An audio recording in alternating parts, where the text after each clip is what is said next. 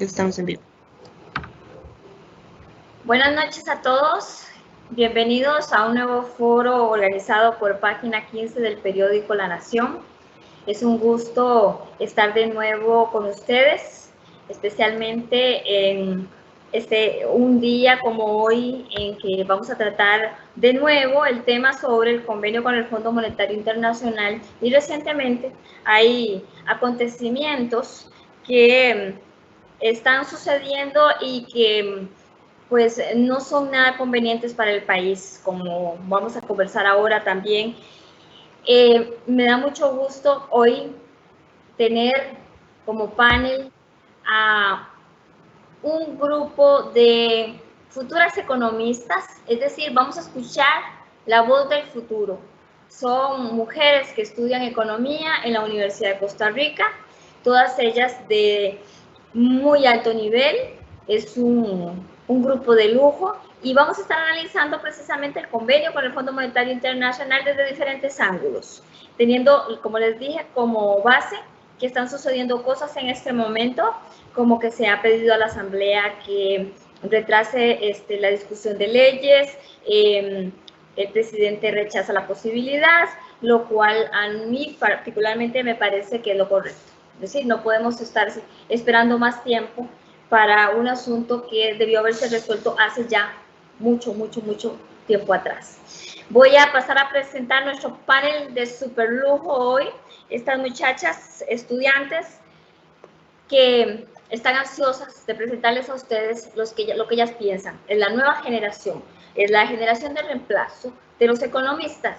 Ellas serán las futuras mujeres que tendrán en sus manos probablemente las riendas de este país, y ahí si no, las de organismos internacionales muy importantes para las finanzas mundiales.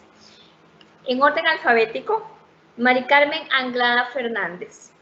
Mari Carmen es estudiante de tercer año de Economía, con gran interés en los asuntos internacionales, el desarrollo y la sostenibilidad, con metas de ampliar la perspectiva sobre situaciones que nos rodean y en un futuro cursar una maestría en el exterior. Bienvenida, Mari Carmen. Buenas tardes, doña Giseli, compañeras y todos los que nos acompañan hoy. Muchísimas gracias por esta oportunidad de discutir un tema tan relevante para el país y para todos nosotros. Para mí es un honor estar en este espacio tan provechoso. Gracias, Mari Carmen, el honor es nuestro de tenerla aquí. Juliana Chavarría, ella también es estudiante de tercer año de Economía. Sus temas de interés son equidad social, economía de género y relaciones internacionales como una segunda carrera. Gracias, Juliana, por aceptar esta invitación a este foro especial. Muy buenas tardes, doña Giseli, y a todos los que nos están viendo. A usted las gracias por invitarme, un agradecimiento especial a la Nación y a usted, doña Giseli, por brindarnos este espacio de visibilidad y representación. Es todo un placer estar acá. Sí, visibilidad, que es lo que las mujeres tenemos que buscar, nuestros espacios, abrirnos en nuestros espacios, porque nos toca muy dura la lucha. Gracias, Juliana. María José Chávez también es estudiante de tercer año de Economía, realiza una práctica en ecoanálisis. Sus campos de interés son econometría, macroeconomía, desarrollo sostenible, innovación e emprendimiento. Dedica gran parte de su tiempo a actividades universitarias como el Tribunal de Economía, Inducción de Primer Ingreso y Feria Vocacional. Bienvenida, María José, a nuestro foro virtual. Muchas gracias, doña Giseli y la Nación por la invitación a este panel y por la invitación a porque vamos a tratar un tema tan importante que está surgiendo ahora en el país. Muchas gracias. Gracias a vos por aceptar realmente estar aquí. Nuestra cuarta panelista es María Paula Trejos. María Paula inicia el tercer año de Economía y su área de interés son las finanzas públicas. Espera concluir estudios en el exterior. Tal vez estemos escuchando una futura ministra de Hacienda. María Paula, bienvenida. Buenas tardes, doña Giseli, compañeras y a todos los que nos están viendo ahorita. Primero darle las gracias a ustedes por la oportunidad de discutir un tema tan importante, y estoy segura que este espacio será de muchísimo provecho para todos y Bueno, muchas gracias y esperando iniciar. Sí, así va a ser. Esa es la promesa para nuestra audiencia. Valerie Umaña es estudiante avanzada de Economía con interés en materias de género, desarrollo económico y desigualdad. Bienvenida, Valerie, también. Gracias por aceptar la invitación. Buenas tardes a todos y a todas. Igual que mis compañeras anteriormente mencionaba, ¿verdad? Muy agradecida de esta oportunidad, muy agradecida con usted, doña Giseli, y con la Nación por este espacio tan importante y pues no, me siento muy honrada de compartir este espacio con mujeres que son tan admirables y que estoy segura van a ser increíbles economistas. De nuevo, muchas gracias y esperemos que sea una actividad muy bonita para todos. Gracias, Valerie. Efectivamente, va a ser una tarde-noche muy provechosa. Vamos a escuchar, como les decía, la voz del futuro. Ellas son el futuro nuestro, son las mujeres del futuro, bueno, desde ya, pero están estudiando y pronto las veremos dando que hablar, afortunadamente, porque estoy segura. Vamos a empezar inmediatamente con Mari Carmen. Mari Carmen va a hablar del peso de la contención y disminución del gasto, cuáles son los ajustes de los diferentes componentes, así como consecuencias y viabilidad. Antes, quiero recordarles a la audiencia que este foro es posible gracias al patrocinio de la empresa ITQS, representante de Microsoft Teams en Costa Rica, y de la constructora H. Solís.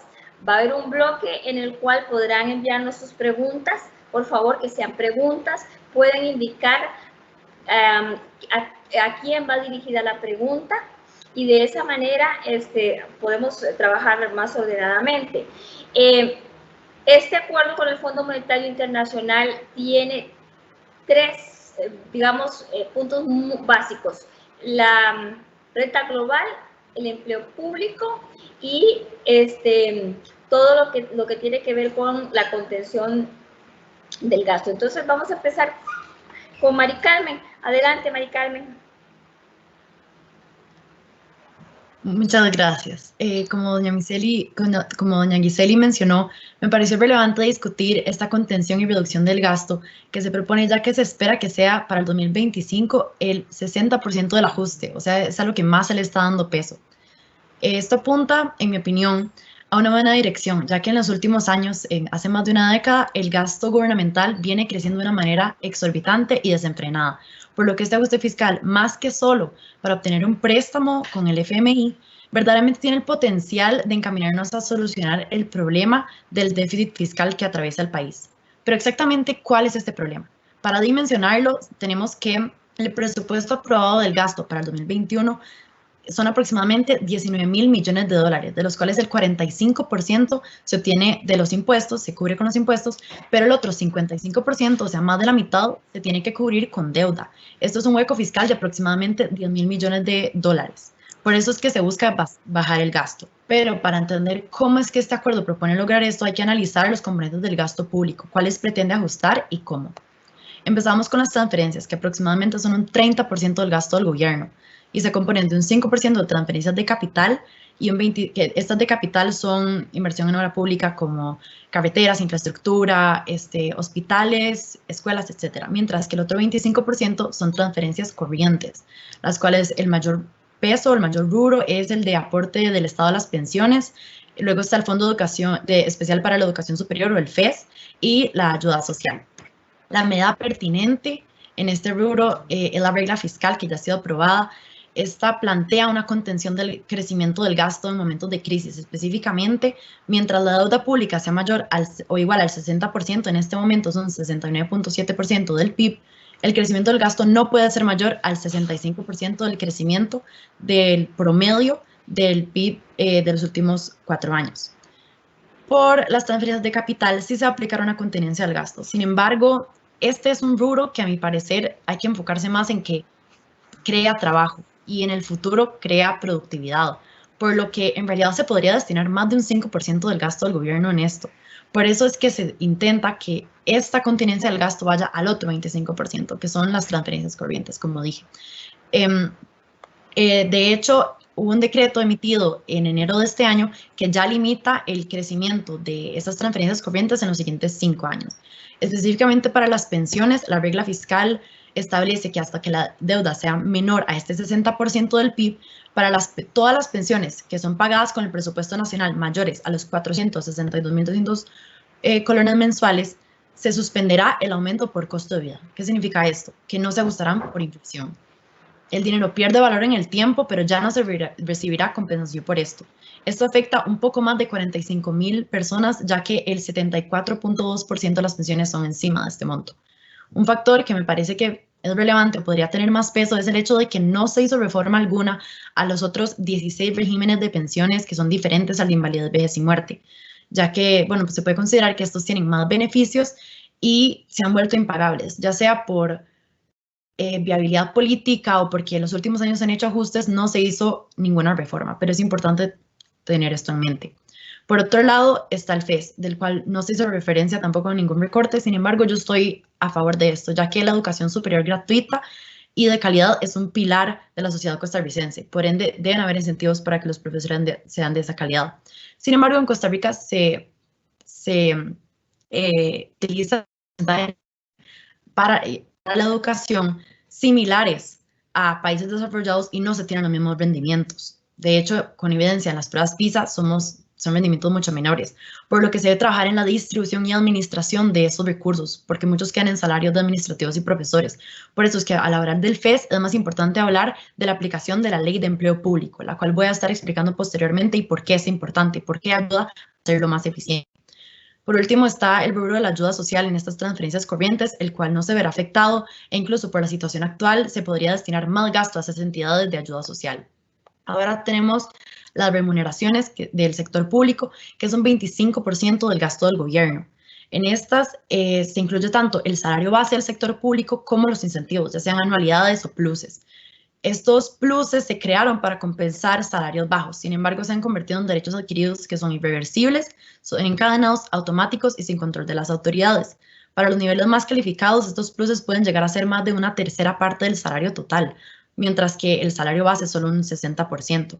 Aquí es donde entra la Ley de Empleo Público, que como dije, también aplica a las universidades públicas en general, a todo el empleo público, como dice ella misma, y plantea, entre otras cosas, establecer un salario global, el cual se establece al hacer un estudio del mercado pertinente, del mercado de ese sector, y establecer un monto justo en la mitad, entre los que menos ganan y los que más ganan, o sea, en el percentil 50. Los beneficios de esto es que no hay estos pluses porque, digamos, ya están incluidos. Hay una igualdad entre salarios, no solo entre instituciones, sino respecto al sector privado. Los salarios son más competitivos por esto mismo y atractivos para trabajadores nuevos o sin experiencia. Reduce trámites ya que los salarios no son personalizados y en general lo que se busca es que frena el descontrolado crecimiento de las remuneraciones totales del sector público. También otra medida pertinente es que se suspende la reposición de plazas vacantes hasta el 2025. Ahora, el cumplimiento de esta ley por parte de todas las instituciones públicas a las que aplica es fundamental para que den los resultados esperados. No obstante, se debe tener en cuenta que el cumplimiento por parte de ciertas instituciones tiene más peso que el de otras. En el informe del nivel de empleo que realizó Hacienda del cuarto trimestre del 2019, tenemos que el sector educativo presenta las mayores plazas ocupadas y de esta el MEP lidera con 85.244 plazas ocupadas. Además, al no ser autónomo, recibe una gran porción de los impuestos que recauda el Estado. Esto significa que el cumplimiento de instituciones como esta es lo que en realidad marca esta diferencia en el ahorro que se espera obtener de esta medida. Sin embargo, reitero que el cumplimiento por parte de todas las instituciones es esencial porque no es solo para disminuir el gasto, sino para que haya una mayor eficiencia en el sector público.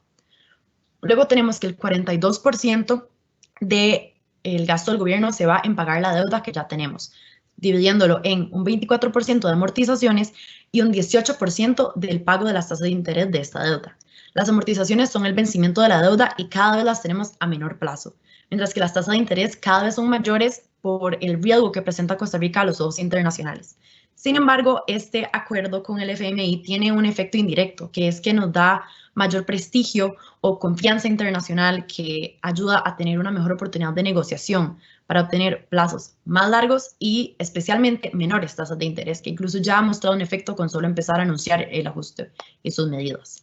Y por último, el 3% del gasto del gobierno se va en la compra de los bienes y servicios. Sin embargo, por la regla fiscal, esto también se recorta.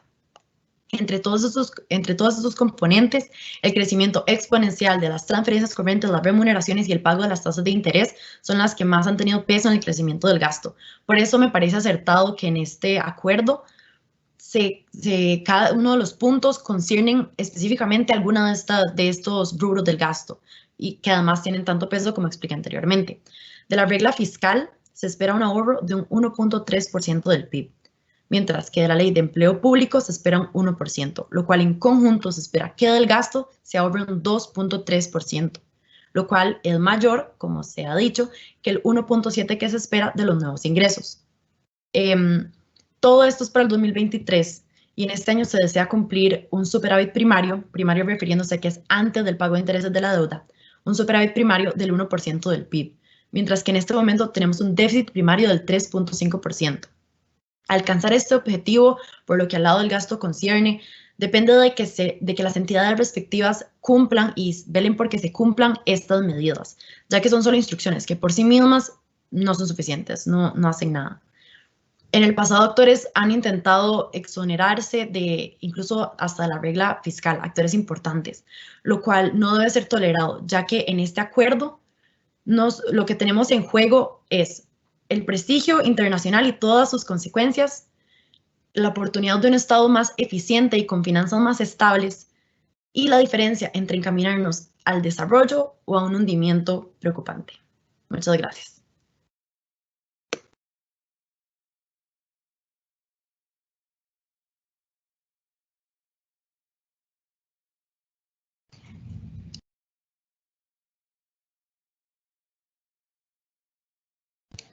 Giseli, estás en mute. Perdón, gracias. Muchísimas gracias, Mari Carmen, una presentación brillante. Vamos a escuchar ahora a Juliana Chavarría. Juliana nos va a contestar esta pregunta. ¿Es esta propuesta, la que se está discutiendo ahora en el Congreso, más viable que la primera que presentó el gobierno y que fue rechazada? Adelante, Juliana. Muy buenas tardes, doña Giseli. Nuevamente agradecerle por la oportunidad, es todo un honor estar acá. Y bueno, dada la coyuntura nacional, es racional e importante preguntarnos, ¿es esta propuesta más viable que la anterior? ¿Y nos llevará más cerca de donde queremos estar? En primer lugar, y a diferencia de la propuesta de septiembre del año pasado, hay que tomar en cuenta que esta propuesta sí fue precedida por un acercamiento a los sectores sociales con tal de medir las posibles reacciones ante una segunda propuesta con el FMI. La propuesta pasada, al no haber tenido este acercamiento, empezó con el pie izquierdo y estos resultados fueron palpables. Sin embargo, que esta propuesta, la actual, sí haya tenido ese acercamiento, igual no nos garantiza que vaya a contar con la aprobación o el agrado de la mayoría de los diputados y las diputadas o que no vaya a generar algún grado de inestabilidad social. Pero la negociación que se hizo con los sectores sí representa un paso al frente en cuanto al diálogo político necesario para que algo tan importante como esta propuesta se dé de buena manera. Como por ejemplo el pronunciamiento que se dio ayer por distintos sectores como sindicatos, empresarios y cooperativas, da una señal de la dificultad y el largo camino que esta propuesta pues, deberá atravesar. Ahora, a pesar de la incertidumbre con respecto a la posible aprobación de los proyectos de ley necesarios para que este acuerdo se implemente, y más allá de esta misma incertidumbre, hay que tener en cuenta algo importante con esta iniciativa.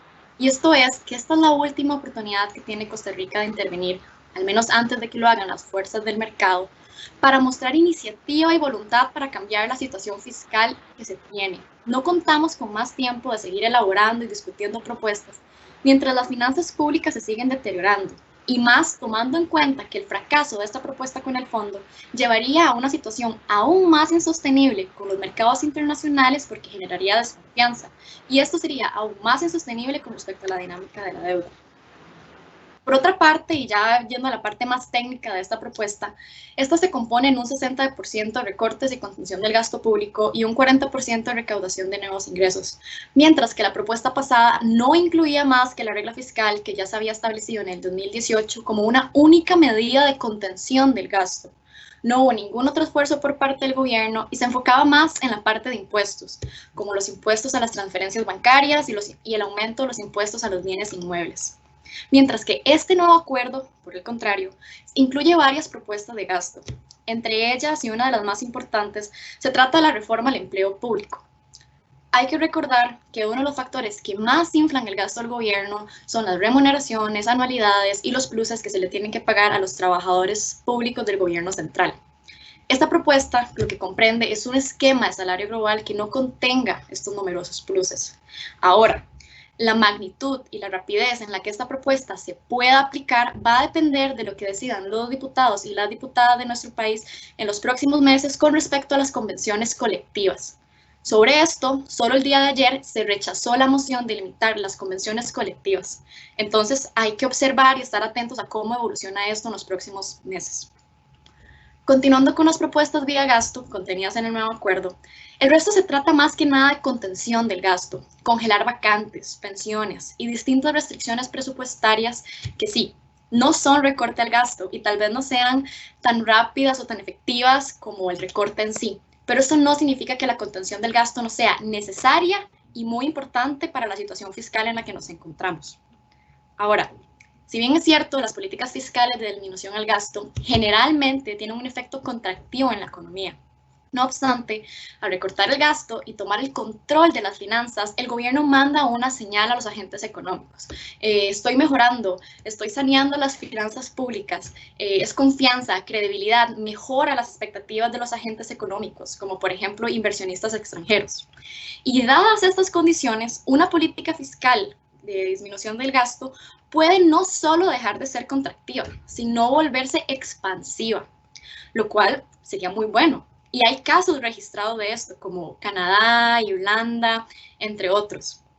Y sí, es cierto, esta política incluye nuevos impuestos, pero esto no se trata simplemente de condenar la propuesta de impuestos en sí misma, sino de lograr diseñar una propuesta que incluya impuestos estratégicos y bien coordinados con una política fiscal vía gasto que promueva el desarrollo. La renta global como tal, por ejemplo, es un sistema tributario que consiste en sumar todas las fuentes de ingreso de un contribuyente y definir una tasa impositiva acorde a ese ingreso. Es decir, el contribuyente que más gana, más paga. Además, le daría al país un método más eficiente, simple y más transparente para recaudar impuestos, por lo que, por su simplicidad, desincentivaría la evasión fiscal, ya que un contribuyente, en vez de tener que realizar 5 declaraciones, podría hacerlo en una, por ejemplo. A pesar de todas estas cosas, la forma en la que se está planteando en Costa Rica genera inconformidades, porque aumenta la base impositiva, lo que significa que más contribuyentes que antes no lo hacían van a tener que empezar a pagar este impuesto, específicamente aquellos que tengan un salario superior a 683,000 colones. No solo estos contribuyentes van a tener que empezar a pagar, sino que aquellos que ya lo hacían van a tener que empezar a aportar más, en todos los estratos y para todas las escalas de ingreso. ¿Qué estoy diciendo? Este aumento de la base impositiva tendrá un efecto considerable sobre la clase media. La teoría económica nos indica que un impuesto siempre tiene un impacto recesivo sobre la economía, pues al disminuir el ingreso disponible de los consumidores, pues cae el consumo. Con todo esto, en lo personal, me parece que el Ministerio de Hacienda tiene altos niveles de optimismo con respecto al crecimiento del PIB. Se está hablando de tasas de crecimiento súper altas que no se han visto en el país desde el año 2006. Y una de mis preocupaciones es que dentro de estas proyecciones no se haya incorporado que, en primer lugar, dada la situación fiscal de Costa Rica, se verá limitada la inversión en capital como un producto de la aplicación del escenario más restrictivo de la regla fiscal. ¿Qué significa esto? Que superamos el 60% de deuda del PIB, lo superamos. Entonces, es cierto, en la práctica el gasto capital es el más fácil de recortar, sin embargo sería contraproducente, pues para aumentar la capacidad productiva de Costa Rica se necesita infraestructura y equipamiento. ¿Cómo esperamos crecer si esto se ve limitado por esta ley? Me parecería bueno que se haga una moción para corregir este segmento de la ley 9635 y así poder dejar por fuera la limitación al gasto de capital. Y en segundo lugar, y lo que les comentaba anteriormente, es lo del hecho de que el aumento de la base impositiva va a disminuir el ingreso de muchos contribuyentes y con eso el consumo y por eso también una caída del PIB. Entonces, si tomamos estos dos factores, me preocupa que no se alcancen las proyecciones del PIB a partir de las cuales se estima también cuánto recaudará el gobierno. Entonces, ya para finalizar y responderles la pregunta, ¿es esta propuesta más viable? Pues sí, definitivamente considero que es mejor que la anterior por distintas razones, pero no es suficiente. Es un buen inicio y da pie para un mejor manejo de las finanzas públicas y para desviarnos del peligroso camino del default en el que estamos. Y con respecto a la otra pregunta, ¿nos llevará más cerca donde queremos estar? Pues sí. Con este acuerdo queremos básicamente dos cosas. Queremos que los ingresos del gobierno basten lo más que se pueda para que no tengamos que seguir endeudándonos de la forma tan insostenible como lo venimos haciendo por años y tras de todo con tasas de interés tan altas. El país se ahoga en pagos de servicio de deuda. Y por otra parte, lo que queremos es que las condiciones financieras del país mejoren para generar confianza en los mercados internacionales, de manera que distintos inversionistas nos presten a tasas de interés menores. Por esas y otras razones, me parece de suma importancia que este acuerdo se dé de la mejor forma posible. Muchísimas gracias, doña Giseli. Muchísimas gracias, Juliana. Una muy buena presentación. Yo quiero que vayan los que nos están siguiendo, llevando el pulso de lo que ellas están diciendo, porque las preguntas van a estar basadas en las preguntas que yo les voy a hacer ahora después van a estar basadas en lo que ellas están afirmando, para poder enfatizar algunos puntos y ver qué opinan ellas de otros, cuando ya tengamos el panorama completo. Después de Juliana, vamos a escuchar a María José Chávez. María José se va a referir a algunas medidas adicionales que asegurarían el cumplimiento de las metas de ajuste fiscal, la importancia del convenio y la reactivación económica. Adelante, María José. Buenas tardes a todos y nuevamente muchas gracias a doña Giseli y a la Nación por la invitación a este panel. Hace unos meses, incluso hace unas semanas, una de las dudas principales que surgía era si se lograría cerrar un acuerdo con el Fondo Monetario Internacional. Esta pregunta no solo nos hacíamos nosotros los costarricenses, sino que hasta cierto punto también existían los mercados internacionales. Oppenheimer señala que el fondo atendió las negociaciones con una actitud más flexible y relajó sus condiciones debido a la pandemia. Esto se refleja en que el año pasado el gobierno estableció el Rapid Financing Instrument con el fondo que reduciría la deuda a un 67% del PIB para el 2025 y hasta un 50% del PIB para el 2034. No obstante, según las proyecciones del Banco Central, la deuda será equivalente a 74.2% del PIB para el 2025 y a un 50% del PIB para el 2035, lo cual indica que a mediano plazo la deuda será mayor de lo que se había prometido, pero se cumplirá el mismo objetivo a largo plazo. Por lo tanto, el nuevo acuerdo que el fondo negoció con Costa Rica el mes pasado es menos riguroso de lo que se esperaba. En cuanto se reciba la respuesta final de la gerencia y del directorio ejecutivo del fondo, es fundamental la aprobación del convenio, puesto que este le otorga credibilidad y confianza en los mercados internacionales al país. Según Oppenheimer, los precios de la deuda de Costa Rica reaccionaron de forma positiva al anuncio del acuerdo. Además, actualmente los bonos que vencen en el 2023 se están comercializando a 3 centavos más que a inicios de año. La credibilidad obtenida mediante el acuerdo permitirá que el país tenga acceso a préstamos de otros organismos internacionales y a mejores condiciones de financiamiento. Esto es de suma importancia ya que el financiamiento bruto es de 13.5% del PIB para el 2021. Por esta razón, es fundamental que la Asamblea Legislativa apruebe los proyectos de ley que incluyen las medidas fiscales tal como se negociaron, puesto que si surgen muchos problemas políticos, el fondo puede suspender o incluso cancelar el programa, lo cual generaría incertidumbre sobre los precios de los bonos, dificultades para obtener financiamiento y volatilidad en el tipo de cambio. El cumplimiento de las metas que componen el ajuste fiscal es de suma importancia.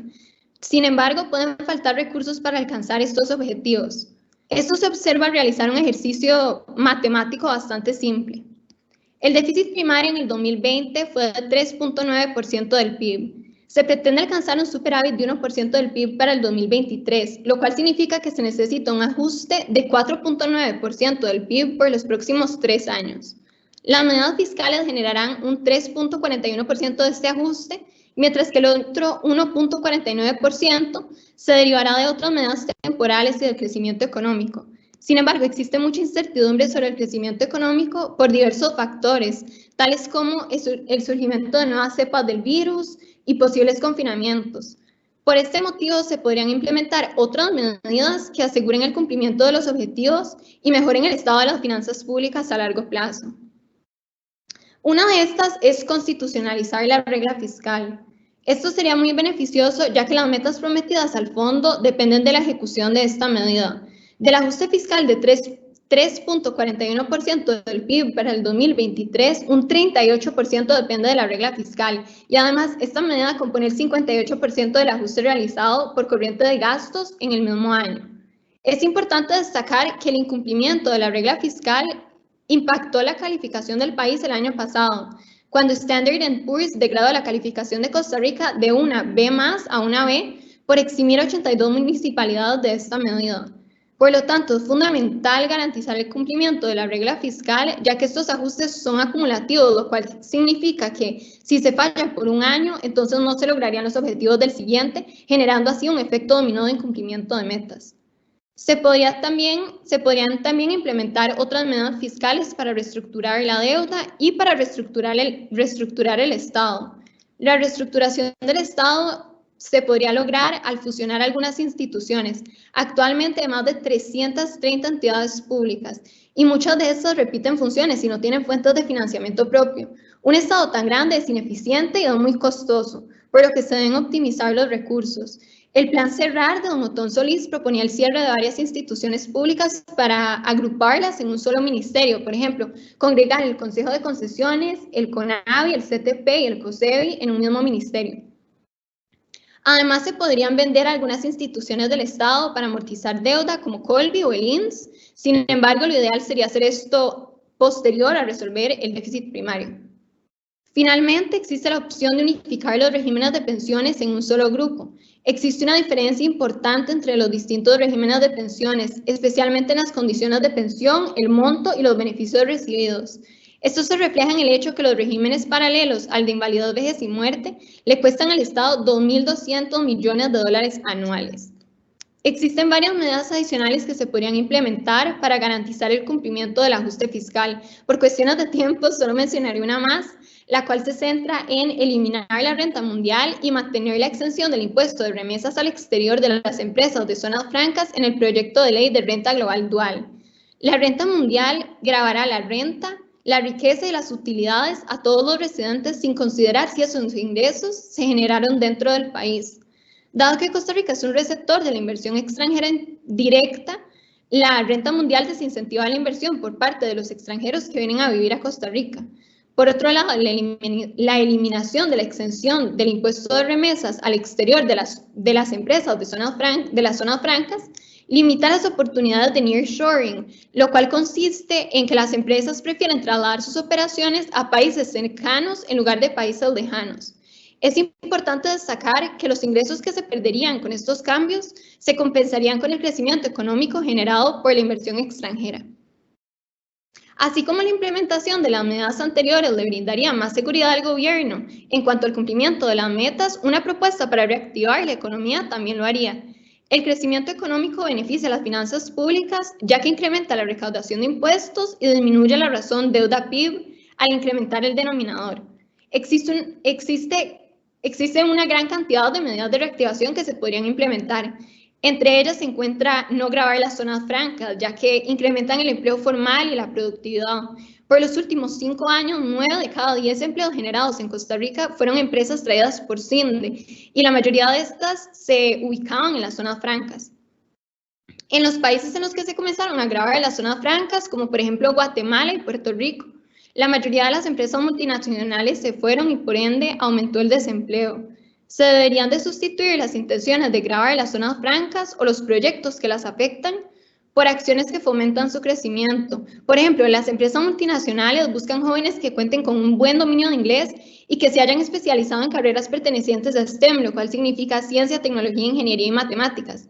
Costa Rica debería esforzarse por satisfacer esta demanda y por mejorar la calidad de la educación.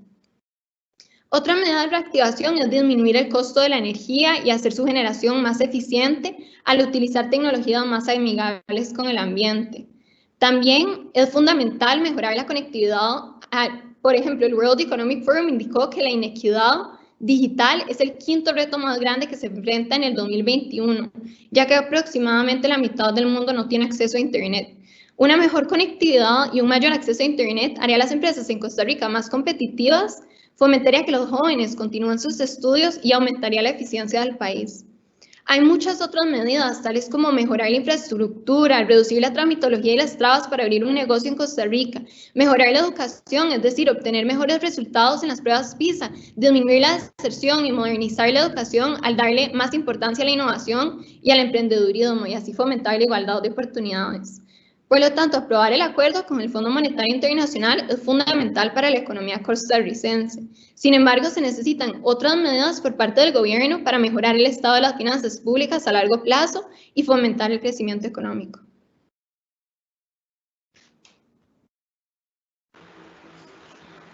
Muchísimas gracias, María José. Yo creo que hasta ahora hemos escuchado brillantes presentaciones y vamos a seguir entonces con otra que creo que también nos va a dar muy buen material para ahorita en el segmento de preguntas. María Paula Trejos. María Paula se va a referir a qué quedó fuera del acuerdo y la razón por la cual ella considera fue una decisión acertada, específicamente en cuanto a pensiones, transacciones bancarias y el aumento del IVA. Creo que esto de pensiones tiene un poco de relación con lo que decía Mari Carmen. Adelante, María Paula. Bueno, buenas tardes. Muchísimas gracias por la invitación de nuevo. Sin duda alguna, el acuerdo con el Fondo Monetario Internacional es un hecho histórico que plantea gran serie de retos para nuestro país, especialmente en la coyuntura histórica que estamos viviendo a raíz de la pandemia, que a su vez encuentra al país con unas finanzas públicas sumamente descuidadas, lo cual lo podemos ver en una deuda pública que ya supera el 60% sobre el Producto Interno Bruto. Considero que los puntos incluidos en el acuerdo no llegan como una sorpresa para la Asamblea Legislativa, pues la mayoría de estos ya había sido discutido en el plenario e incluso habían sido modificados previo a su negociación con el fondo.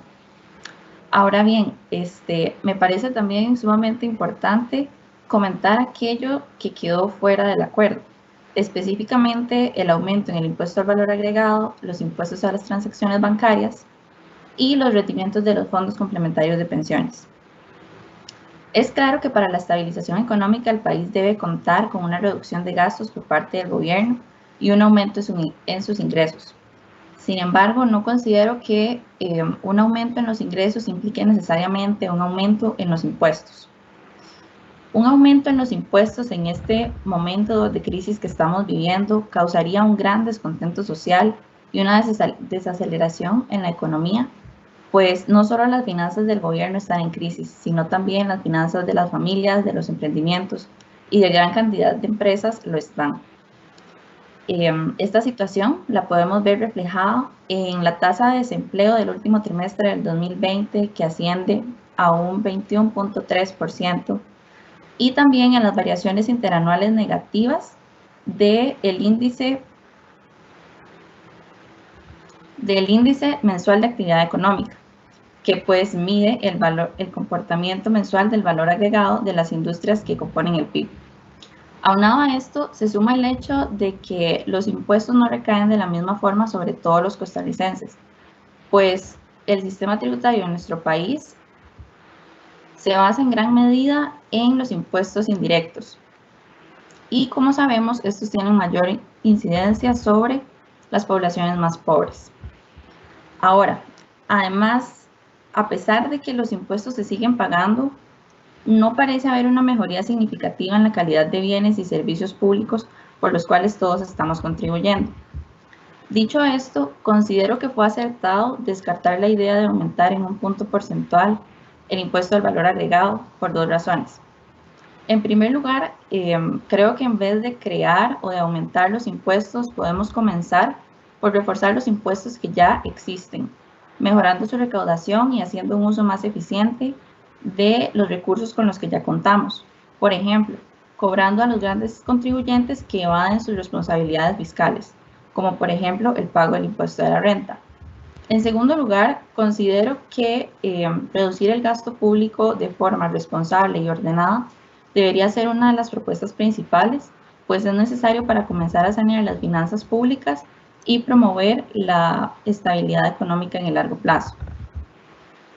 Ahora bien, hay algunas propuestas que sugieren que la reducción de distintos impuestos podría darle cierto dinamismo a la economía en este momento. Sin embargo, las autoridades no se han pronunciado al respecto y antes de emitir un criterio considero que es absolutamente necesario realizar estudios económicos para determinar qué tan efectiva podría llegar a ser esta medida y qué efectos secundarios podría tener en la economía de nuestro país. Ahora, en cuanto a los impuestos a las transacciones bancarias, inicialmente esto se dijo que tendría una poca afectación en la actividad económica de nuestro país porque sería un porcentaje muy bajo, de 0,3%, y porque sería una medida temporal de 4 años nada más. Sin embargo, considero que en el gran panorama este impuesto no es tan inofensivo como parece y también creo que para nadie es un secreto que hoy en día convivimos con muchas reformas que en algún momento comenzaron siendo temporales. Dicho esto, considero adecuado que este proyecto haya quedado fuera del acuerdo con el fondo por varios motivos. En primer lugar, es claro que un impuesto a las transacciones bancarias incentivaría a las personas a aumentar su uso de efectivo y a disminuir las transacciones bancarias con el fin de eludir el impuesto. Esto, consecuentemente, generaría una pérdida en la trazabilidad de transacciones, lo que particularmente quiero hacer énfasis en las transacciones de dudosa procedencia, pues aquí nos encontraríamos con otro gran problema.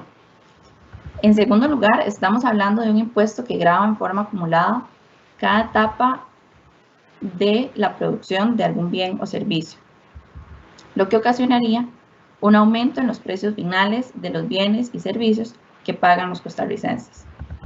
Por otro lado, si vemos el ejemplo de otros países latinoamericanos que han implementado este impuesto, se evidencia que resulta ser un impuesto realmente perjudicial, porque ocasiona disminución en la bancarización, aumento en el uso de efectivo y pérdida en la trazabilidad de transacciones, como mencionaba hace un momento.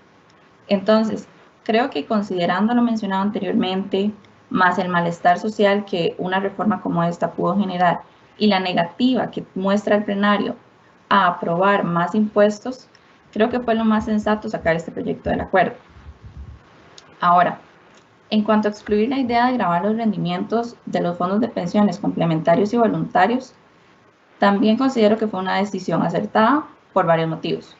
En primer lugar, la pensión está pensada para asegurar una vida digna en el momento de la jubilación y los gobiernos deben velar por el bienestar de las minorías y los sectores más desprotegidos, en este caso llámese los adultos mayores.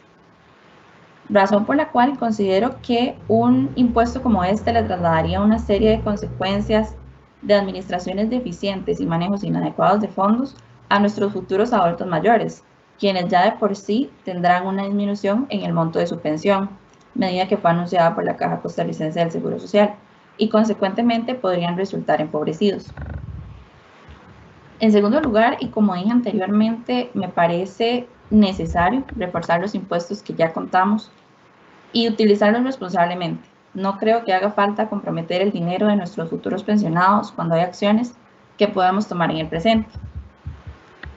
Por último, quisiera mencionar también el incentivo que una medida como esta pudo haber generado en cuanto al aumento en la informalidad, pues claramente se volvería menos atractivo contribuir a un fondo de pensiones. Derivado de esto, también podríamos experimentar una disminución en la recaudación del impuesto al valor agregado y el impuesto de renta, pues habría un incremento en la economía informal. Sin embargo, me parece sumamente importante traer a colación el hecho de que el ROP, el FCL y los fondos voluntarios de pensiones sí serán considerados como ingresos para el cobro del impuesto de la renta en el proyecto de renta global. lo que quiere decir que en el caso del ROP y del FCL, al ser obligatorios, ningún trabajador formal podrá librarse del pago de este impuesto. Y en el caso de las pensiones voluntarias, los contribuyentes tendrán incentivos a retirar sus ahorros lo más pronto posible. Por lo tanto, considero que contrastando estos dos hechos, podemos ver que los ahorros de los costarricenses siguen estando de alguna forma comprometidos en el acuerdo. Mi opinión, en forma general, es que excluir estos 3 puntos del acuerdo con el fondo fue acertado, pues de haberse incluido se estarían buscando más ingresos de parte de los bolsillos de los costarricenses y no se estaría enfocando tanto en el saneamiento de las finanzas públicas como tal y en la sostenibilidad del sistema tributario. Finalmente, considero de vital importancia la reducción del gasto público de forma responsable y ordenada, y a su vez el manejo transparente y eficiente de los ingresos que llegan a las arcas del gobierno. Muchas gracias. Muchas gracias a vos, María Paula. Excelente presentación. Vamos ahora con Valerie. Vamos a escuchar a Valerie Umaña, quien nos hablará del contexto del acuerdo, por qué es necesario este acuerdo y cómo ha venido evolucionando el Fondo Monetario Internacional. Valerie. Bueno, de nuevo, muchísimas gracias por la oportunidad, ¿verdad? Y por el espacio. A mí me gustaría empezar hablando un poco de cuál es la contraparte de este convenio, ¿verdad? De quién es el Fondo Monetario Internacional y principalmente cómo ha venido evolucionando a través del tiempo. Entonces, bueno, para nadie es un secreto que la población latinoamericana tiene una noción bastante negativa del Fondo Monetario Internacional relacionado con las consecuencias derivadas del ejercicio de las estrategias de ajuste y cambio estructural promovidas en la década de los 80 por este organismo de la mano del Banco Mundial para evitar y mitigar las crisis. Sin embargo, estas medidas se tornaron bastante perjudiciales, ¿verdad?, para las economías de América Latina, puesto que se generalizaron y acentuaron los problemas de pobreza, marginación, exclusión social, aumentó el desempleo. A lo interno, digamos, de cada una de las economías se empezaron a desarticular los mercados y aumentó también el poder de la iniciativa privada, pero en detrimento, digamos, de las potestades y capacidades que tenía el Estado, entre otros factores. Entonces, en el marco de las crisis financieras que cada vez tendían a generalizarse y extenderse en esta época, los organismos internacionales redefinieron sus planteamientos en cuanto a su propósito de expansión e integración global del capitalismo. De esta manera, las reformas a la arquitectura financiera internacional, el combate a la pobreza y el fortalecimiento de las instituciones pasaron a ser algunas de las temáticas que redefinían las concepciones sobre el desarrollo difundidas por estos organismos multilaterales. Entonces, si bien estas temáticas tendieron a matizar, a suavizar un poco el fundamentalismo de mercado promovido tan ferozmente durante la década de los 80 por ambos organismos multilaterales, es hacia finales de la década de los 90 que internamente se empieza a gestar un movimiento que apuesta por la complementariedad que existe entre el sector público y el mercado.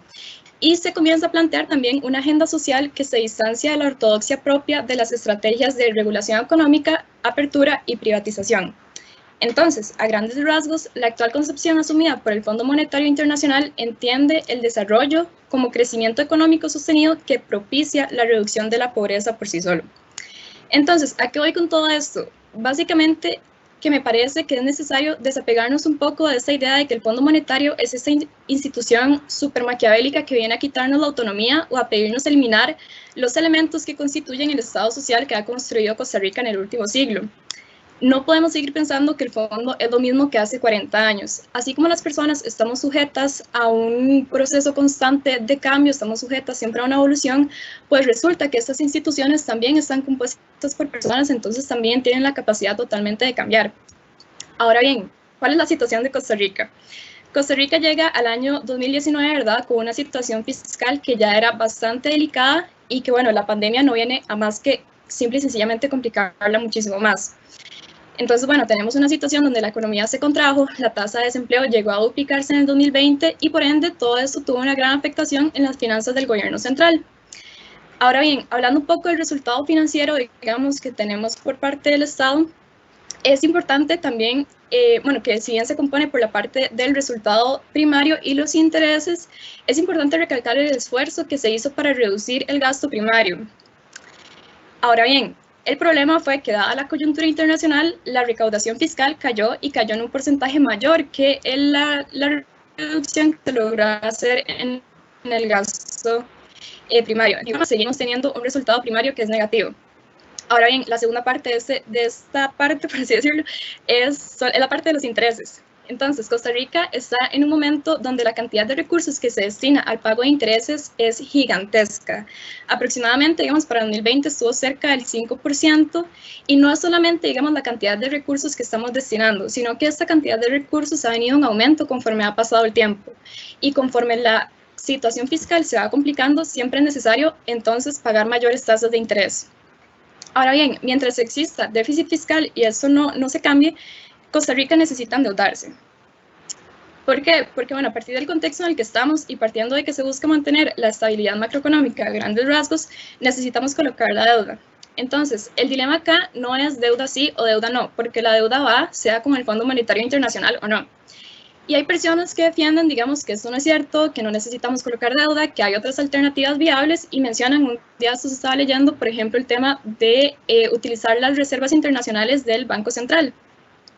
Ahora bien, me parece, digamos, detenerme acá un momento, me parece que está bien detenerme acá un momento para hablar un poco de por qué esto no es viable. Primero, porque la normativa no lo permite. Después, porque eso atentaría, digamos, contra la naturaleza y el propósito de un banco central y comprometería totalmente la credibilidad que tiene como institución. Y un banco central sin credibilidad, bueno, la verdad no hace mucho. Además, esto también tendría implicaciones sobre la economía en su conjunto, en cuanto estas reservas se utilizan para intervenir en el mercado cambiario de forma que se modere el comportamiento del tipo de cambio y se eviten fluctuaciones muy abruptas cuando algo pasa en el mercado. Entonces, por ejemplo, el año pasado tenemos esta situación que, conforme se van complicando el resultado fiscal, digamos, que tiene el gobierno, pues bueno, se empieza a presionar al alza el tipo de cambio, y en ese momento el Banco Central interviene vendiendo divisas y mantiene de alguna forma o fomenta que estas variaciones, digamos, estas fluctuaciones que se den en el tipo de cambio no sean tan marcadas como pudieron haber sido. Entonces, bueno, si nos quedamos sin reservas internacionales, quedamos totalmente comprometidos, ¿verdad? Se compromete totalmente a Costa Rica ante el mercado externo, no se puede intervenir el tipo de cambio, y además también tener, digamos, una buena razón de reservas internacionales con respecto al PIB le da señales al mercado, ¿verdad? Que era lo mismo que hablaban anteriormente mis compañeras y que eventualmente voy a retomar también, la importancia de las señales que les estamos dando al mercado y de las expectativas que tengan los agentes económicos. Entonces, ¿qué pasa cuando tenemos buenas reservas internacionales? Pues hay confianza de parte de los inversionistas, se atrae la inversión extranjera, las agencias calificadoras nos dan una mejor nota, digamos, en cuanto a la nota crediticia. Entonces, bueno, retomando un poco mi punto, el préstamo es necesario. La verdadera pregunta acá es si queremos que la deuda sea cara o queremos que la deuda sea barata. Y esto se traduce en la cuestión de ir o no al fondo. En cuanto a la búsqueda de financiamiento, lo importante es la tasa de interés antes que el monto del préstamo. Entonces, recurrir a organismos multilaterales como el fondo significa condiciones de financiamiento que van a ser mucho más favorables y se traducen en pagar tasas de interés a las que nosotros no podríamos acceder ni en el mercado local ni en el mercado internacional. Además, llegar a pactar un acuerdo con el Fondo Monetario Internacional significa un sello de garantía, como de igual forma lo mencionaban mis compañeras, ante el mercado financiero internacional. Pues que el fondo respalde y avale el programa de políticas económicas y fiscales le da a los inversionistas confianza de que Costa Rica se está comprometiendo a tomar el camino de la sostenibilidad en cuanto a las finanzas públicas. Y esto concretamente se traduce en una disminución de las tasas de interés. Por ejemplo, cuando se anunció la posibilidad de un acuerdo consolidado con el fondo, se empezaron a reportar más flujos en busca de los bonos de Costa Rica, que presionaron al alza a sus precios y por ende, las tasas de interés se redujeron. Y así va a pasar. Conforme el país vaya cumpliendo con las metas que buscan mejorar la situación fiscal, las primas por riesgo, digamos, van a ir disminuyendo, y esto a su vez fomenta el crecimiento económico, el mayor empleo y por ende, ¿verdad?, un mayor nivel de bienestar. Ahora bien, ¿qué pasa si no vamos con el Fondo Monetario o si dejamos que el acuerdo no pase? Bueno, pues sucede todo lo contrario. Se nos limitan las fuentes de financiamiento, la calificación de crédito va a caer, los inversionistas pierden confianza y el gobierno va a tener que empezar a ofrecer mayores tasas de interés para financiar el déficit, ¿verdad? Entonces, con conforme más precaria sea la situación en cuanto al tema de las finanzas públicas, mayor va a ser la tasa de interés que vamos a tener que ofrecer para que inversionistas que se atrevan, digamos, a invertir en Costa Rica, para premiarlos de alguna forma por ese riesgo adicional que al cual se están enfrentando. Entonces, dado el contexto en el que estamos, donde ya destinamos demasiados recursos al pago de intereses de la deuda, deberíamos estar buscando los medios que permitan reducir este rubro a la mayor velocidad y en la mayor cantidad posible. Y pues bueno, esa es una opción que nos ofrece el fondo. Entonces, ¿estamos en la posición de rechazar o dejar pasar la oportunidad de acceder a un préstamo del Fondo Monetario Internacional? Pues a mí me parece que no es un lujo que nos podemos dar en este contexto. Anteriormente se ha hecho, ¿verdad? Durante la década de los 80, efectivamente expulsamos al Fondo Monetario y no aceptamos el préstamo que nos ofrecían por distintas razones de carácter político. Y pues bueno, más allá de las implicaciones económicas que esto tuvo, digamos que fueron gravísimas, tuvo implicaciones sociales muy importantes que se caracterizan por haber perdido una generación completa. Una generación que no pudo terminar la escuela, una generación que tampoco pudo terminar el colegio y que en sus años más maduros, pues bueno, tienen condiciones laborales que son más marginales, por así decirlo. Entonces, viene el tema de los términos bajo los que se pacta este préstamo, que de nuevo no es el Fondo Monetario Internacional obligándonos a hacer nada, sino que es el gobierno más bien quien le hace una propuesta a este organismo comprometiéndose a encaminar la dinámica de las finanzas públicas en la ruta de la sostenibilidad.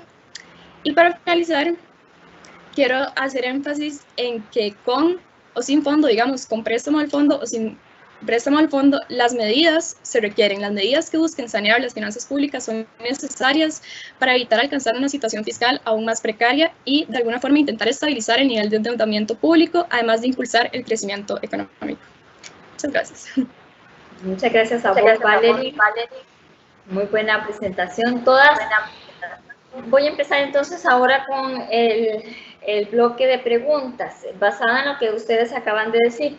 Tal vez si los quienes nos han seguido se dan cuenta de que a veces escuchamos a personas de mucha experiencia hablar y estamos escuchando a personas que están analizando la economía desde la parte teórica.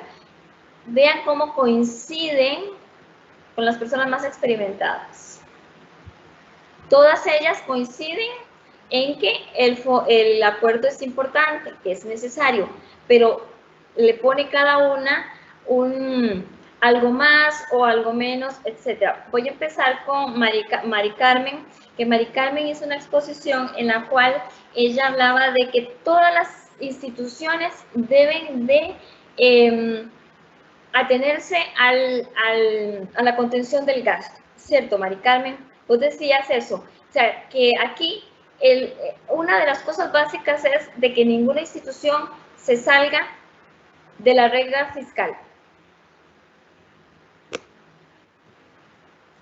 Sí, señora, eso fue lo que yo dije y me parece muy importante recalcarlo. Ni siquiera solo de la regla fiscal, en realidad todas estas medidas son eso, medidas, instrucciones, como dije anteriormente.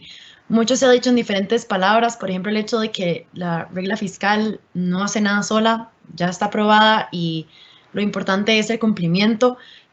En términos económicos, claramente hay agentes, hay instituciones, hay entidades que tienen un mayor peso, que es más importante que cumplan, o tal vez no más importante, pero económicamente haría un ahorro más significativo. Sin embargo, reitero que con el cumplimiento general, que no haya ese intento de exonerarse, ese intento de que no me pellizquen a mí, sino a las demás. Sí, con que haya el cumplimiento de todas las instituciones es como vamos a lograr que se reduzca el gasto que se quiere reducir y además que en general el Estado sea más eficiente, como dije anteriormente, porque estas medidas lo que buscan es que recortar esos abusos, recortar esas desmesuras que han habido para poder lograr que este recorte del gasto no sea solo para hoy, para mañana, sino que sea en realidad para el futuro. Entonces, la respuesta sería sí, me parece importante que esto sea tomado con la seriedad del caso y que cada una de las instituciones cumpla lo que se le pide porque estamos todos en esto. Muchas gracias. Gracias. Cuando Mari Carmen dice estamos todos en esto, Valerie, vos que hiciste un análisis a partir de los años 80, ¿Qué pasa con una generación como la de ustedes que está heredando el problema? Sí, ahí usted ve, Valerie, cómo todo eso que se hizo en el pasado está afectando a esta generación en la que están ustedes. Digamos, a mí sí me parece muy importante mencionar que, bueno, los efectos de las crisis en general siempre van a ser sobre las personas, ¿verdad? Más allá de los indicadores económicos, más allá del numerito que uno puede ver en noticias y demás, estamos afectando la calidad de vida de las personas y las oportunidades que tienen. Entonces, bueno, yo creería que precisamente en nuestra generación no, sino en la generación, ¿verdad?, que tuvo que vivir precisamente la crisis, que tuvieron que enfrentarse a este raciocinio de alimentos, que tuvieron que ver tasas de inflación altísimas, que tuvieron que enfrentarse a tipos de cambio mucho más altos, porque eso les afectó directamente sus oportunidades. Entonces, bueno, ahora que ya son mayores, digamos, obviamente tienen un rezago importante con respecto a las demás generaciones por el tema de que no tuvieron acceso a las oportunidades, o más bien se le fueron cerrando conforme la crisis iba avanzando. Entonces, pues propiamente sobre nuestra generación no creo que sea el caso, sin embargo sí es importante tener en cuenta que igual, o sea, si dejamos que esta crisis avance mucho, de igual forma va a tener efectos sobre la generación actual y digamos si esto se va a ver a largo plazo, no es algo que se va a ver tal vez precisamente hoy ni mañana, sino que va a ser un efecto a largo plazo y esto pues obviamente va a tener sus repercusiones sobre el crecimiento y bueno, que es algo que no queremos, ¿verdad? Que en general siempre buscamos el crecimiento. Ay, ¿me escuchan? Sí, estamos escuchando. Sí, bueno, es que se me quitó la pantalla. Bueno, que va a tener sus repercusiones a largo plazo, pues le está quitando oportunidades a las personas y pues bueno, va a limitar un poco las capacidades de crecimiento que tiene el país. Entonces, sí.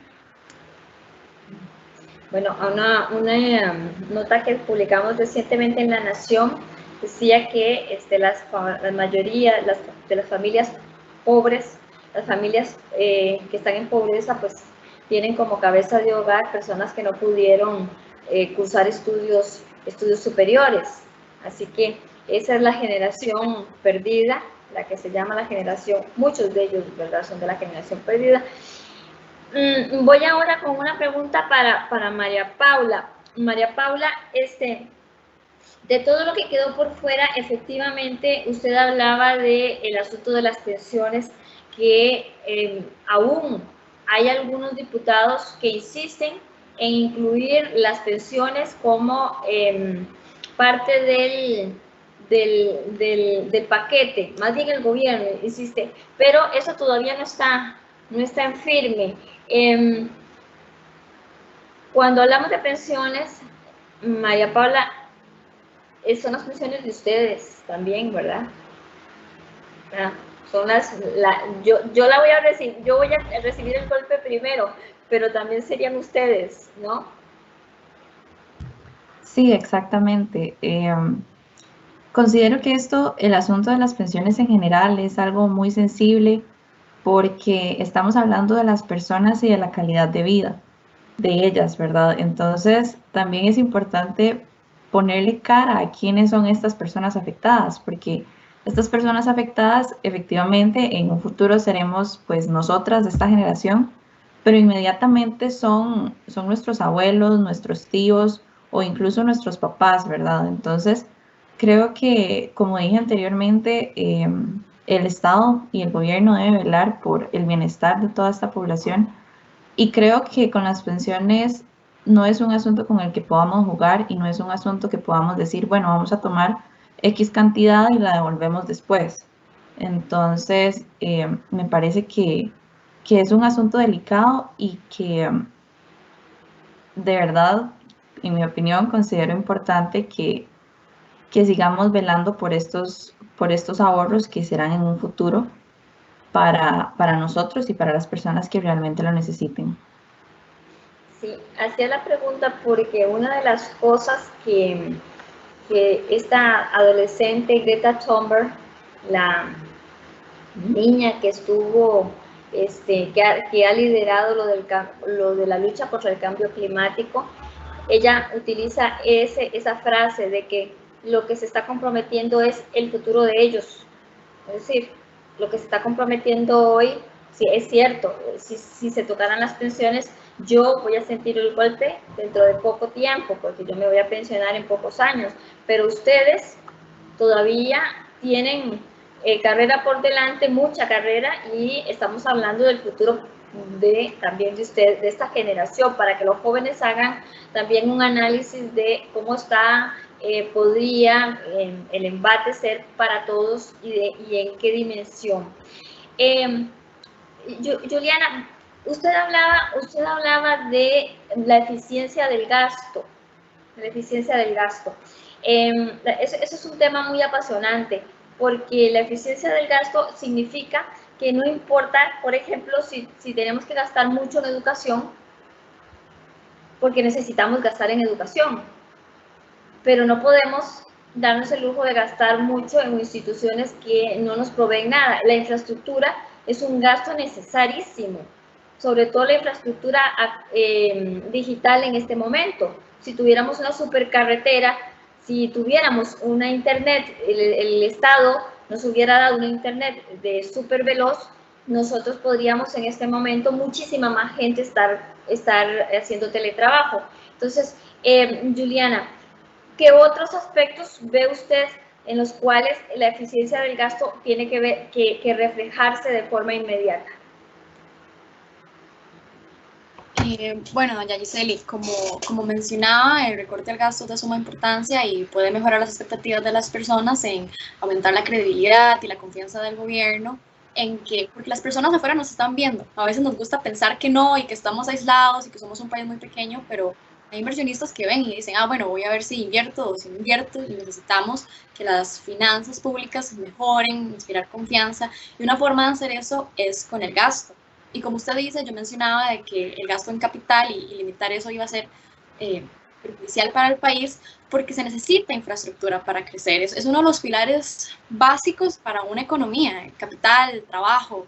Necesitamos calles, buenos edificios, como decía usted, internet, alumbrado, incluso hablemos de capital humano, hablemos de la educación, hablemos de, ahora como comentaba Valerie, la generación perdida de los 80, y verdad que con educación, con capital, podemos llevar al país mucho más adelante de esta situación. Entonces, vía el recorte del gasto, tomando en cuenta progresividad y protegiendo a las personas más vulnerables del país, me parece que se puede aumentar la capacidad productiva de Costa Rica. Gracias. María José, que hizo los números. María José, ¿usted cree que el país sea capaz de llegar al 2034 con las expectativas? Es decir, es que es mucho tiempo, estamos hablando casi que de 20, 21, 13 años para lograr una meta en términos económicos. ¿Cómo ve usted ese plazo tan largo? ¿Se podía hacer, cree usted, de una forma más rápida? Porque aquí hay que tener presente, estamos trabajando con un acuerdo porque llegamos a un punto en que íbamos a caer en el abismo. Pero sin acuerdo, como decía, creo que fue Valerie, aún sin acuerdo, el país pudo haberlo hecho.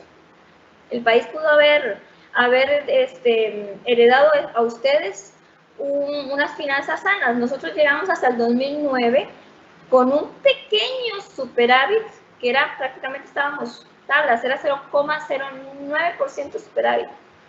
Fue hace poco, en el 2009, y ya empezó después de ahí el aumento desmedido y el aumento desmedido. Entonces, usted, analizando estas 3 décadas así, ¿usted cómo ve, María José, que nos estemos poniendo metas tan largas al 2034?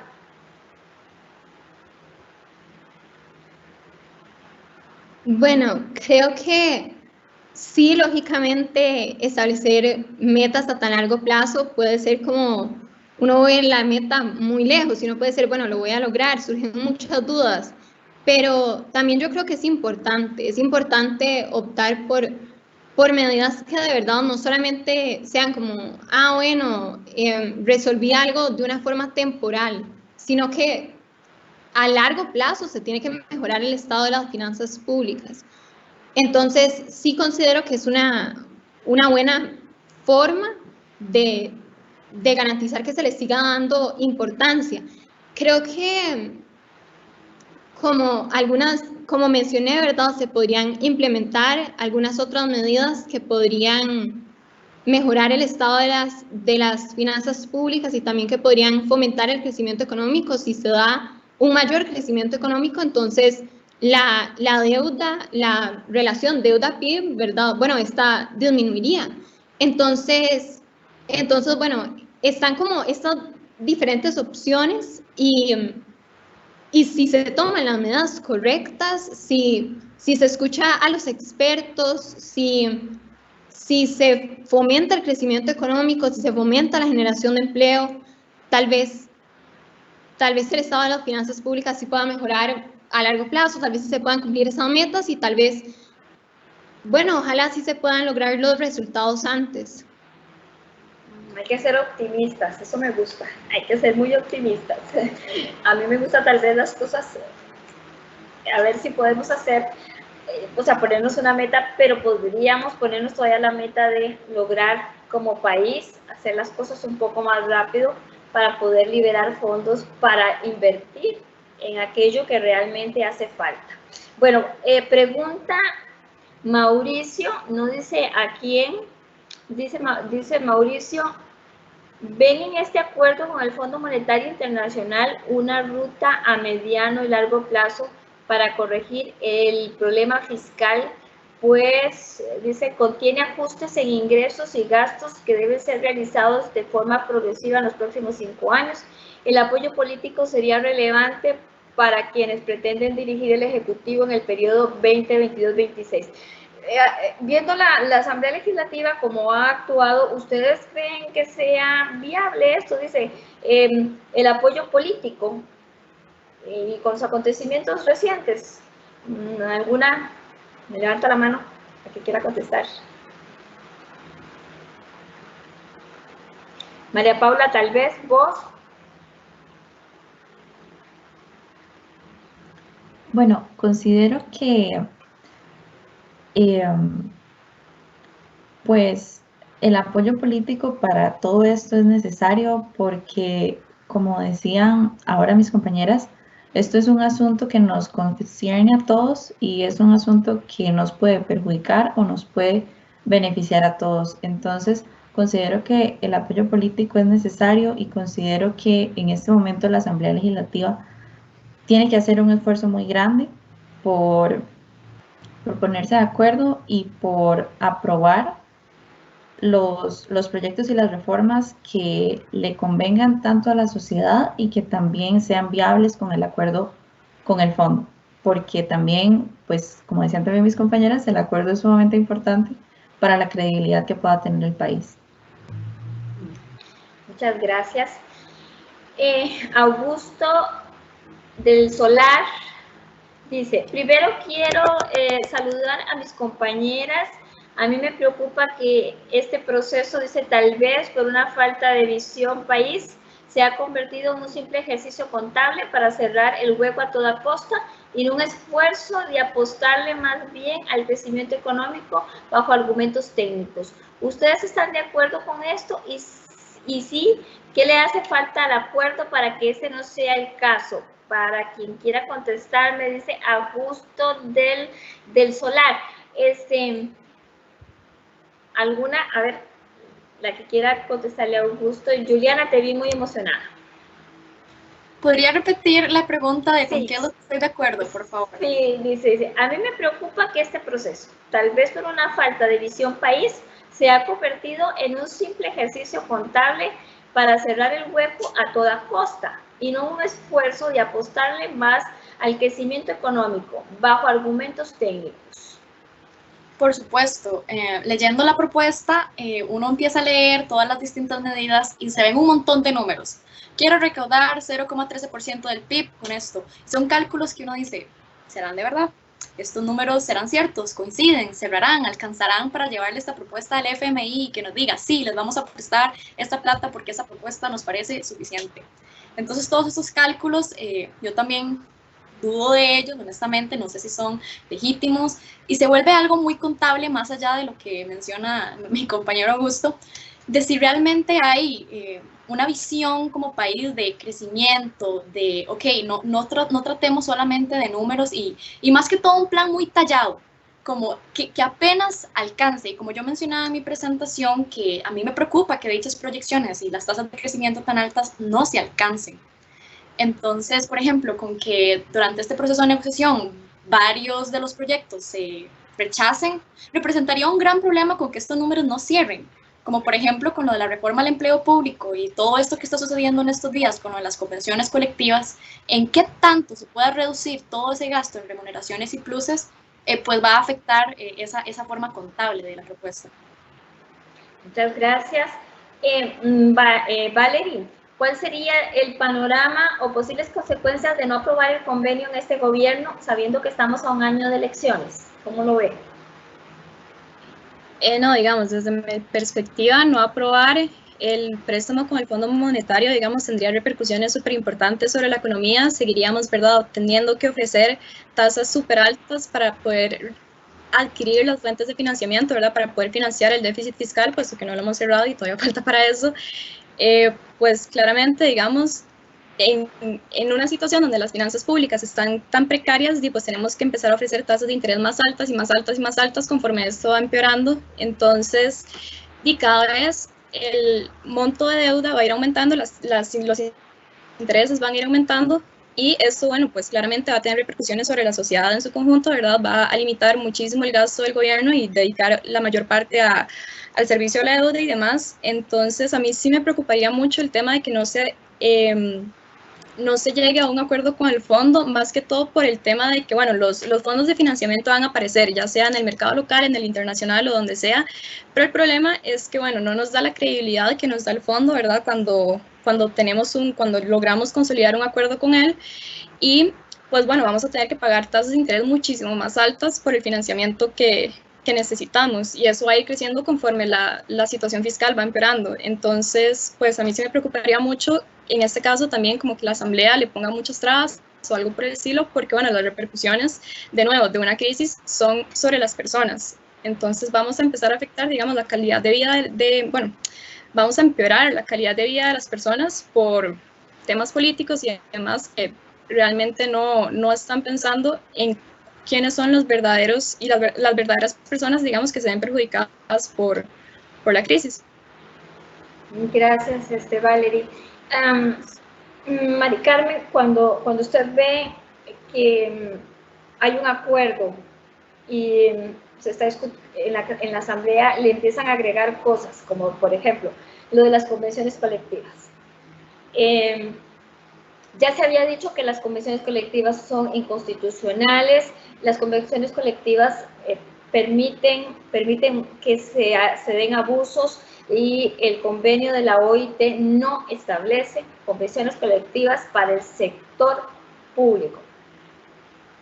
¿Cuál es la lectura que hace usted cuando usted ve que en la Asamblea Legislativa insisten algunos diputados en que las convenciones colectivas deben estar en la Ley de Empleo Público? A veces sentimos que el plan está listo simplemente porque ya se propuso el FMI, y luego viene el choque de realidad, por decirlo así, de que tiene que pasar por la Asamblea. Entonces, siempre encontramos todas esas trabas y no podemos decir que son todas negativas o positivas, ya que, por ejemplo, ya se estableció que en este caso de este salario global del que yo estaba hablando, se logró que no se pase todo de un solo los salarios que eran menores al que se va a establecer, y eso significa un ahorro porque no es un dinero que no se va a tener que desembolsar de inmediato, y eso fue algo muy positivo. Sin embargo, todas esas trabas que usted menciona a veces sí tienden a hacer que este proceso se vuelva más lento y más tedioso, y pues el FMI no nos pide que para mañana ya lo tengamos todo listo, que para mañana ya hayamos solucionado todos los problemas que tiene este país, porque no podríamos, pero claro que hay que tener muy claro que hay que hacer un balance entre escuchar todo lo que se está haciendo, pero no dejar que alargue más el proceso. En lo específico que me decía, es vital que corten los beneficios a las convenciones, pero en general sí me parece importante que no se puede dejar que se abusen, como dije antes, pero siempre se tiene que tener en consideración todo lo que se está hablando, reitero, sin dejar que haga que el proceso vaya más lento. Es decir, la pregunta. Hay una diferencia de salarios entre el sector público y el sector privado hasta de un 600%. O sea, sí, depende mucho del sector. Hay diferencias muy grandes, que justamente todo eso es lo que se busca equiparar y sí es muy importante. Sí, efectivamente.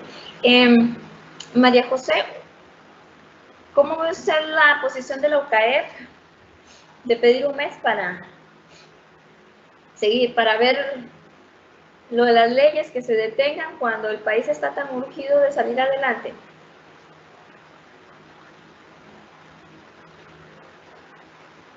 María José. Perdón, ¿me podría repetir la pregunta? Se perdió la conexión. ¿Cuál es su opinión cuando usted ve que un grupo de empresarios, a mí me parece que por lo menos uno está acostumbrado a que los sindicatos quieran imponerse, etcétera, pero que un grupo de empresarios, la UCAEF en este caso, pida que se detenga la conversación y que les den un mes más después de haber pasado ya por un año entero de discusiones? ¿Cómo ve usted eso, de que pidan más tiempo? Sí, bueno, me parece de que el acuerdo con el fondo se tiene que cerrar lo antes posible. Por el momento estamos esperando la respuesta del director ejecutivo de la Gerencia del Fondo Monetario Internacional, pero en cuanto la recibamos, me parece de que se tiene que comenzar a discutir esto en la Asamblea. De hecho, el Fondo Monetario Internacional va a esperar una respuesta nuestra en junio, porque se van a dar monitoreos cada 6 meses. Entonces, en junio ya va a comenzar a monitorear, por lo que me parece de que no darle prioridad a esto, como dedicar más tiempo a esto, a la discusión, cuando en realidad se lleva tanto tiempo. Bueno, considero de que lo mejor sería, lo ideal sería que se comience a ya conversar en la Asamblea y que se logre aprobar lo antes posible. Gracias. María Paula, ¿qué considera usted que está pasando? Porque no se ha logrado pasar ni siquiera uno de los proyectos, ni siquiera. Ya llevamos en esto, bueno, que empezaron en enero, las discusiones están desde hace tiempo, la ley de empleo público hace rato, y no hemos logrado aprobar ninguna de las leyes. María Paula, ¿cómo lo ve? Bueno, considero que en esto es bastante preocupante porque la situación, no estamos en un momento en el que podamos darnos el lujo de dar más tiempo o de esperar o de hacer más reuniones y de ver qué planeamos, sino que creo que es un momento realmente crítico y lo que más me preocupa es que entre más pase el tiempo, la situación de las personas y de las personas más vulnerables empeora cada día más. Entonces, considero que es urgente, es necesario que en la Asamblea se empiece a progresar y que empecemos a trabajar realmente todos por el país y no por un interés político o no por un interés particular que creemos que es lo mejor, pero que al final no es nada más que eso, algo político o algo particular. Bueno, vamos a seguir entonces ahora con el tercer bloque. El tercer bloque, ellas van a dar una conclusión, van a decir una idea final de lo que les gustaría que quede en la mente de cada uno de ustedes. Este acuerdo es importante, es necesario, hay que hacerle ajustes, pero en el camino se pueden ir a hacer esos ajustes. La prensa, estamos haciendo un trabajo en la prensa de estar señalando todos los días, por lo menos La Nación, cómo va evolucionando, la gente tiene suficiente información y se puede esperar también que cuando vayan los proyectos a la sala constitucional también diga si son viables o no viables. O sea, hay muchas maneras de poder ejercer el control sobre lo que se está haciendo. Por eso es que una de las cosas que considero de todo lo que ellos han dicho es que la economía es la economía. O sea, el mercado se comporta de una manera y la economía es la que nos dicta las pautas. Podemos seguir discutiendo todo el tiempo sobre el Fondo Monetario Internacional o sobre un acuerdo, sobre el ajuste de gastos, etcétera, pero si no se toman las medidas, no vamos a avanzar. Voy a empezar de atrás para adelante, primero con Valerie. Valerie, la conclusión. Bueno, no, creo que mi conclusión sería que es muy importante aplicar las reformas estructurales que se necesitan en las finanzas públicas, independientemente de si se va al Fondo Monetario Internacional o no. Las finanzas públicas necesitan un cambio desde dentro, y también sería importante, digamos, que el gobierno en esta situación y se comprometa también a ser más crítico en cuanto a la eficiencia de su gasto, pues al fin y al cabo, digamos, ser un Estado que es ineficiente no afecta más que a las personas de los quintiles más bajos. Las personas de los quintiles más altos no necesitan de los servicios públicos, así como las necesitan de las personas de los quintiles más bajos, y por ende, digamos, ser un Estado ineficiente lo que hace es ampliar y perpetuar las brechas que tenemos actualmente en cuanto a ingresos y oportunidades. Entonces, sí, las reformas necesitan pasar, y necesitan pasar por el bienestar de la sociedad en su conjunto, en especial de aquellas clases más vulnerables también. Muy buena reflexión, Valerie, porque es cierto, las personas con recursos pueden ir a la medicina privada, las personas con recursos les pueden subir 10, 15 colones, pueden subir los pasajes, que no pasa nada, ellos no necesitan el transporte público. Sí, hay que pensar siempre en los que menos tienen.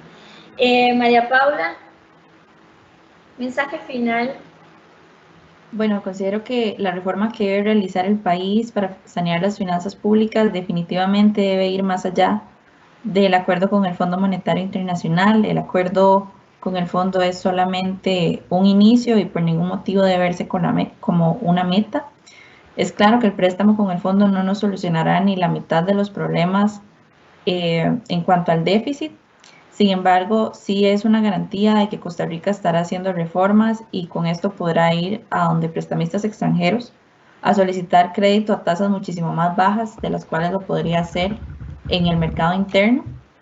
Otro aspecto que me parece sumamente importante es que no podemos solamente pensar en cómo aumentar los ingresos y cómo disminuir los gastos. Me parece que en la situación que estamos viviendo actualmente es imprescindible pensar en cómo vamos a reactivar la economía en estos momentos de crisis. Por ejemplo, para la reactivación me parece de particular importancia el apoyo a las micro, pequeñas y medianas empresas que brindan gran cantidad de empleos a lo largo del país. También pienso que es necesario planificar cómo capacitar a toda la población que en este momento no es considerada como empleable, pues para mejorar la productividad del país es necesario mejorar la productividad del talento humano con el que contamos, y de esta forma mejoraremos también el empleo y la calidad de vida.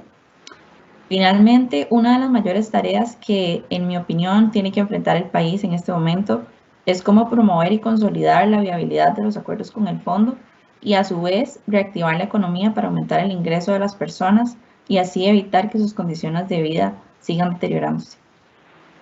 Muchísimas gracias, María José Chávez. Para finalizar y recopilando algunas de las ideas mencionadas anteriormente, el convenio con el fondo es fundamental para la economía costarricense. Sin embargo, existe un riesgo de que este no logre resolver totalmente el problema de las finanzas públicas. Esto se da que las remuneraciones componen la mayoría del gasto, pero no hay cambio para reestructurar el Estado. Según la OCDE, Costa Rica es el país miembro de ese organismo que dedica el porcentaje más alto de ingresos del gobierno al pago de salarios de empleados públicos. El Fondo Monetario Internacional mantendrá un monitoreo de medidas fiscales cada 6 meses, como lo mencioné ahora, por los próximos 3 años. Las próximas elecciones están muy cerca, lo cual significa que el siguiente gobierno estará a cargo de 4 de esas 6 revisiones. Además, tendrá que realizar la mayor parte de los ajustes por corriente de gasto y tendrá que responder a las presiones políticas que van a surgir. Don José Luis Arce señaló hace unos días que Costa Rica tiene una crisis política más que una crisis fiscal. Se sabe qué es lo que hay que hacer y cuáles medidas se deben tomar, pero falta voluntad política para tomar esas decisiones. Por esta razón, los motiva a que se informen sobre los distintos candidatos para así elegir un gobierno que tenga el conocimiento y las ideas para enfrentar los retos económicos y sociales actuales. Y bueno, nuevamente un agradecimiento especial a doña Giseli y a la Nación por la invitación a este foro y muchas gracias a todas las personas que nos acompañaron. Muchísimas gracias a usted, María José, por esa excelente presentación y por abrirle también un poco más la mente a las personas en cuanto al conocimiento que ustedes tienen de la materia económica. Mari Carmen, reflexión final.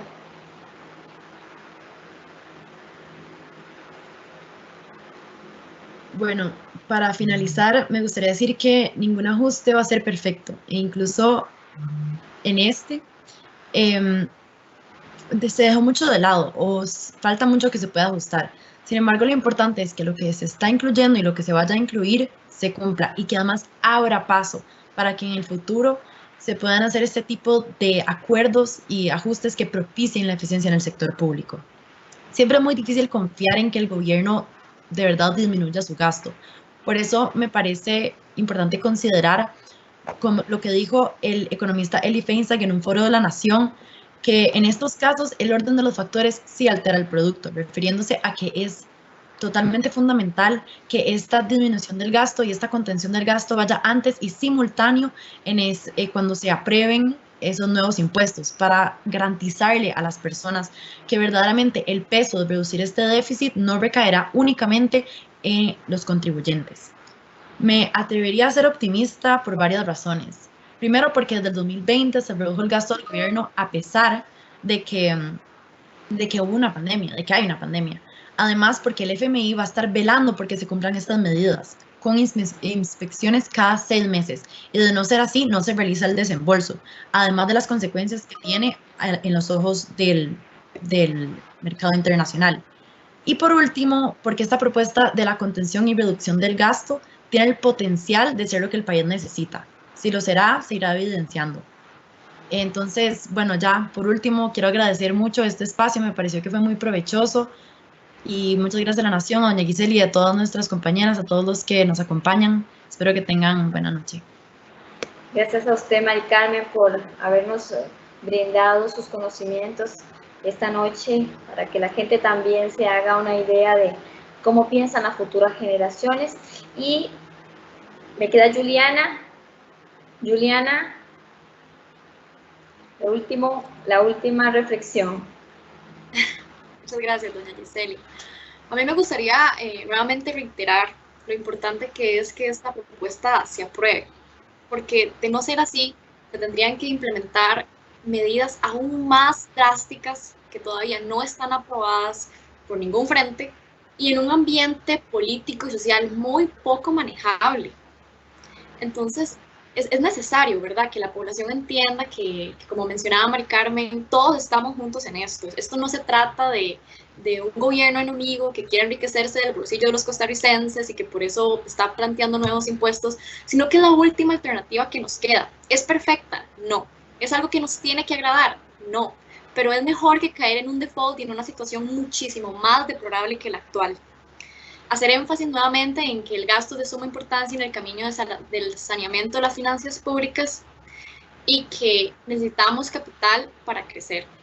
Además, me gustaría dar un agradecimiento especial a usted, doña Giseli. Yo sé que usted estaba muy emocionada por este foro y al fin ver voces de mujeres siendo representadas y visibles ante un periódico tan importante como lo es La Nación.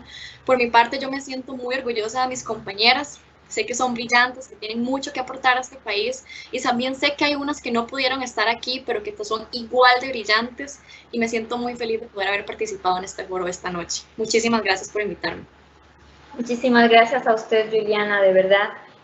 Sí, yo estaba muy emocionada con este foro porque quería dar no solamente a conocer qué piensan las nuevas generaciones, sino las nuevas generaciones de mujeres, las economistas, las mujeres que van a tener un gran papel que desempeñar dentro de algunos años, muy pocos, en realidad ellas ya están avanzadas, y para las que se me quedaron por fuera, les prometo que las tengo presentes, porque también la idea es ir incorporando las voces de ustedes a este tipo de actividades, ¿no? Así que no crean que esa es la última vez que van a ver 5 mujeres juntas hablando de economía, no.